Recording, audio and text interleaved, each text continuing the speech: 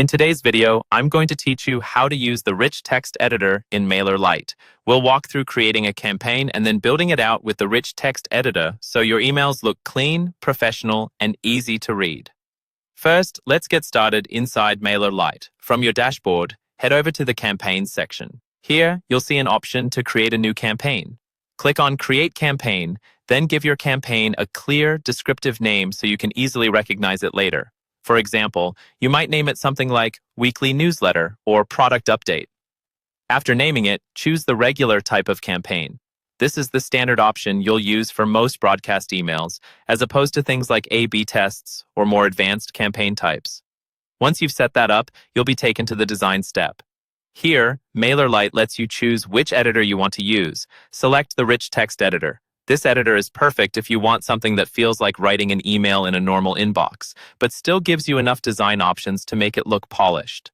Inside the rich text editor, you can start by typing your email content directly in the main area. To format your text, simply highlight the words you want to change. A toolbar will appear with options like bold, italics, underline, and strike through. Use these to emphasize key points, but try not to overdo it so your email remains clean and readable. You can also insert emojis if that fits your brand voice, and add links by highlighting text and selecting the link option. This is great for driving readers to your website, blog posts, or product pages. On the sidebar, you'll see different content blocks you can add. You can drag in blocks like image, button, divider, signature, video, or social links.